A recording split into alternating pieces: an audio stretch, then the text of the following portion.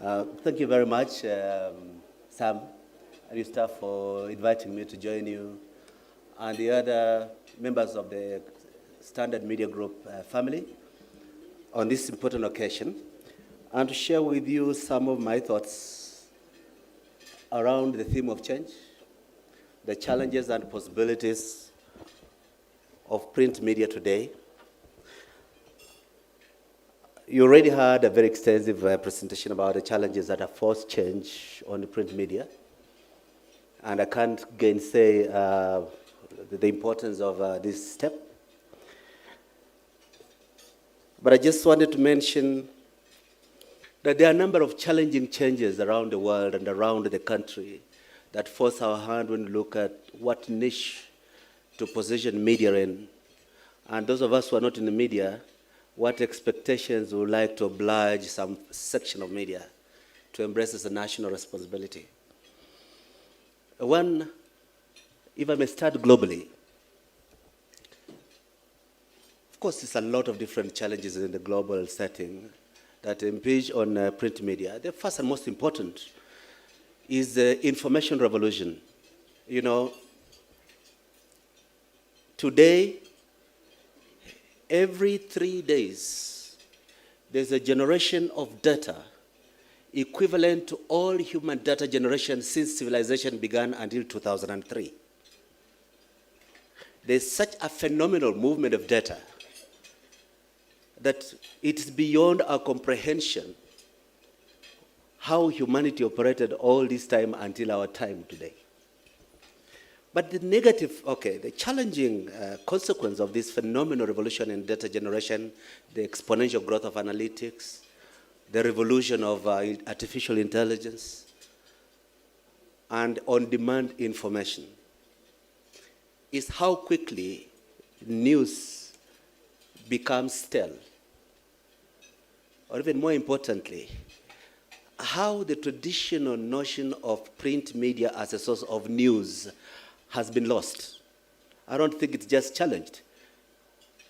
Print media has a different role from being the source of fast news. Many years ago, when I was a student at university in Scandinavia, I waited religiously for weekly review, which arrived in my post every third week, to know what was happening in Kenya.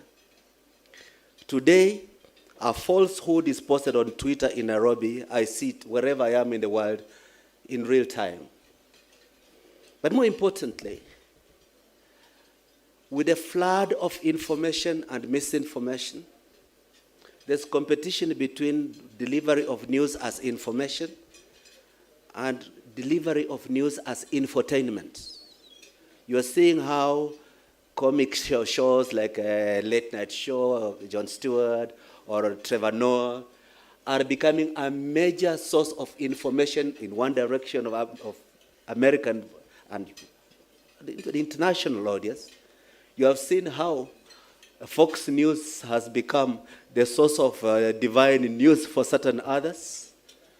They religiously embrace the news that you like. Now the phenomenon of how analytics is flooding us with the news they think we are likely to like is giving us a challenge to what is the value of independence. I have never been a believer in independence of a media house in terms of neutrality. And I have even more reason today to say don't pretend to be neutral. Neutral to what? In a world that is segmented because of different interests and competing interests, I think one of the responsibilities of informed news creation is give reasons why you think one direction of thought and one direction of policy is better than another. When media pretends to be neutral, it becomes a spectator and perhaps at best a cheerleader of political competitions that are always driving nations down the wrong alley. And as we all know, the political class has a short cycle of truth, depending on the electoral cycle. And it is not the same as long-term national interest. And I think it's a role that media can play as times change, be biased in favor of certain set of values. be biased in terms of raising certain uncomfortable questions. And there are quite a lot of uncomfortable questions not being asked in this country. I was sharing with Bob Colimo a few moments ago. I was reading from afar the competition between government versus teachers and government versus doctors and strikes in the run-up to an election. And I thought, I've also been party to this game in this country. We start asking who is right, the doctor or the government. But there is a very dangerous phenomenon that started in 2002, which we have not addressed as a nation. When you have major groups, organized labor, pushing for a negotiated settlement on wages in an election year, you are exploiting an opportunity of blackmail. It led President Moi to be saddled with a crazy teacher's award before the 2002 elections. He was not going to be there to carry the burden of implementation. I wish there was a certain move, particularly driven by media, towards a society which will abolish or suspend collective bargain agreements in the run-up to an election, to protect the public interest from short-term political interest and opportunistic bargaining with blackmail. Globally, there's another challenge that I think is important as we look as a country to where the media should be taking us. The dramatic changes in the fortunes of globalization. That today, we are in the 10th year of a decade when global trade has been growing slower than global GDP. The last time this happened was during the Great Recession of the early 1930s. How does it impact us? For countries with a limited basket of exports, you're not realizing sufficiently the long-term anxieties about possible expansion of markets. And in my address to an annual meeting of African CEOs in Geneva last week, I said there is a problem of the African narrative. Africa's greatest opportunities to recover from the challenges of diminishing international market access is the expansion of markets in Africa. I have always questioned from the time I was a minister why governments spend a fortune to keep expensive negotiators in Brussels and Geneva, pretending that they will negotiate until Europeans open up the agricultural markets, which they never will. And for half of those resources, we could negotiate more market access in African agricultural markets. A continent which is a net importer of food is spending a lot of money negotiating for a market to export food. Look at the neighborhoods, build regional value chains, build opportunities that are mutually reinforcing. The narrative of Africa's trade for Africa with Africa is much bigger than we are paying attention. I was giving a statistic I shared with people the other day.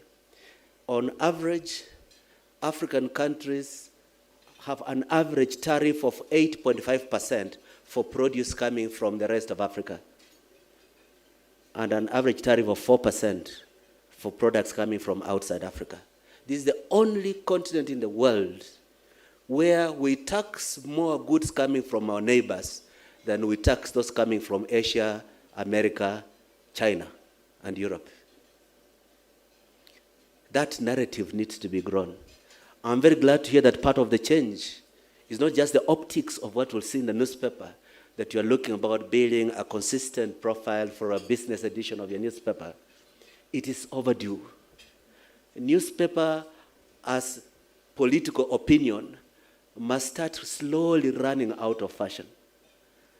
In fact, I have this sense that in many countries, because of the loss of primary sourcing of information as a sine qua non of newspapers, in many societies you see newspapers becoming analytical pieces.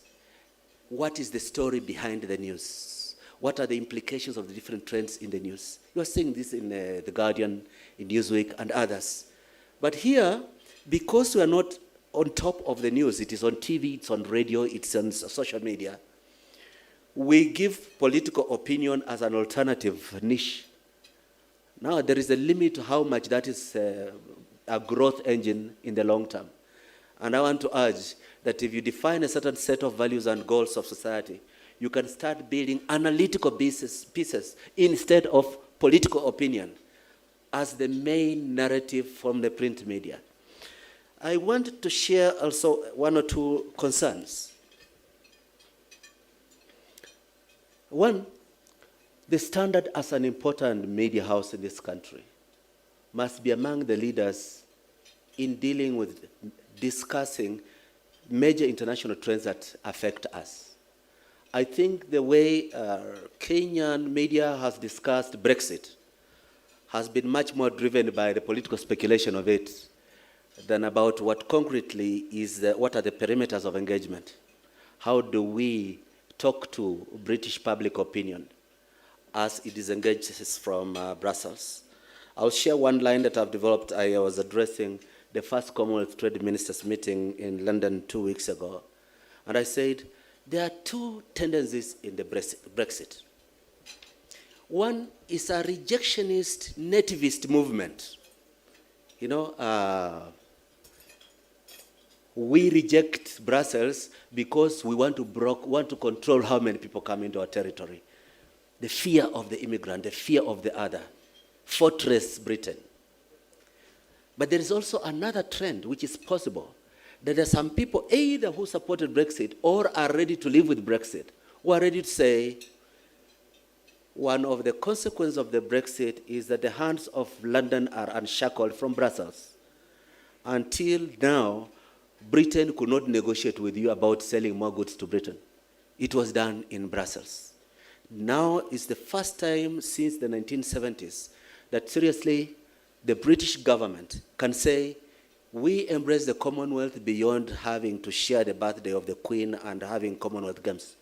We are ready to discuss market access issues with you. And I said, I hope it is this latter tendency that triumphs. And the best way to subject it to the truth test is to say, can we see Britain allow our produce a greater market access in Britain than we were getting under the Economic Partnership Agreement of Brussels? If that can come through, then we can say, apart from European concerns about Brussels getting weakened, the Commonwealth family has found something to celebrate about the Brexit. But you see, there has to be a consistent message from the business community, from leading media houses, that presents an African narrative. Not just reacting that they're asking us, what do you think of what the Brexit is? Or say, well, it looks like the Trump phenomenon in America.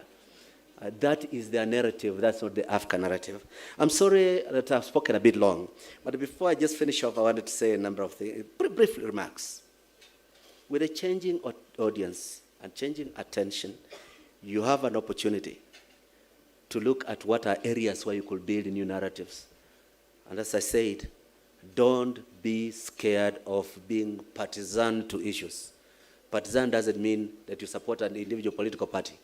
But I have no aversion to a credible media house supporting a political party because that party is standing for what the media house stands for.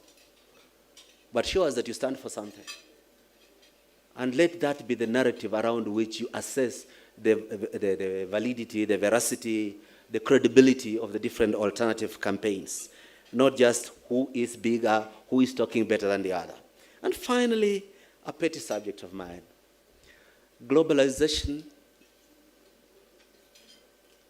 has been celebrated as spreading the wealth around the world. Where I sit in Geneva and I look at trade flows, we sometimes are celebrating other people's narrative.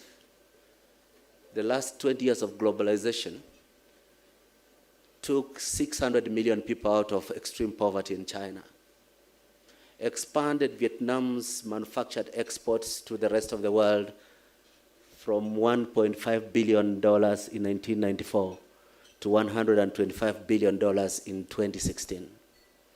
During that time, Africa grew from 60 to 90. Africa must find its narrative. We cannot just be responding because of the vulnerable, the casualties of inequality in the global production and distribution of benefits because of technology.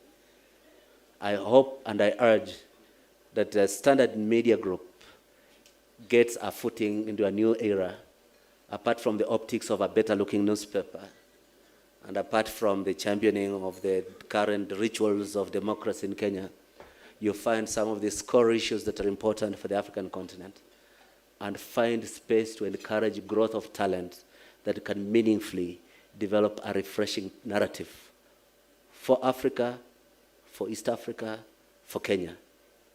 Thank you very much for your kind attention.